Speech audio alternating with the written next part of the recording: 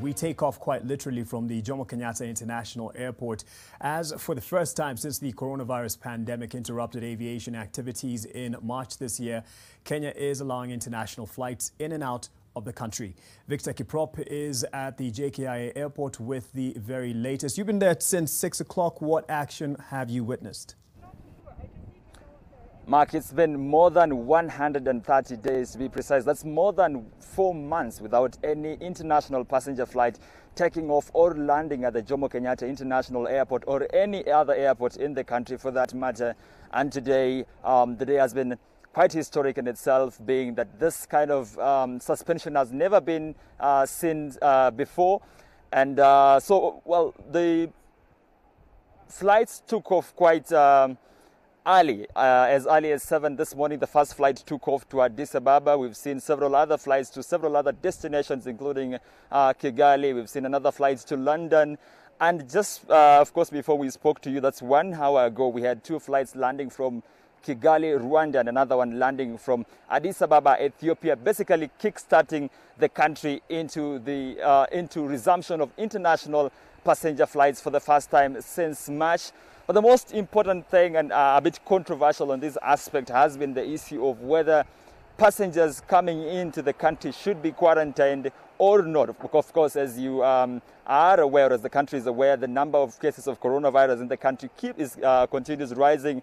And it means the pandemic has not yet been, let's say, defeated. That means any resumption in flights or activities should be in strict compliance to those issues. And of course, as you're aware, the government or the Ministry of Transport yesterday picked a list of 19 countries, many of them from Africa and other destinations, including the United States, the UK, whose travelers from those destinations, Mark, will be allowed into the country without having to go to quarantine. But that list, of course, had some very notable exclusions, including our neighbors, including Uganda and Tanzania. Uganda has not yet opened up its borders, but for Tanzania, that has been a very controversial,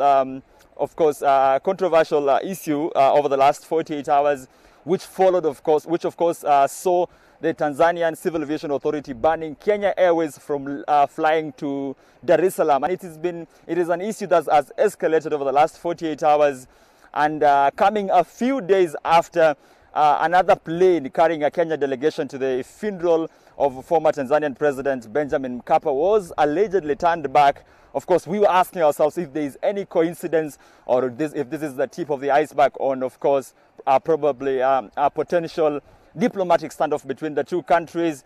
But we spoke to CAS Ababu Namwamba, Foreign Affairs CAS Wamalwa this morning. Ababu Namwamba, and he said there is no bad blood between the two countries, and that the issues, of course, will be resolved. So, of course, there is a lot that needs to be told out there, and we will be certain to make sure we cover all these aspects of the resumption of international passenger flights in our subsequent bulletins, Mark. Victor Kiprop, thank you for that update.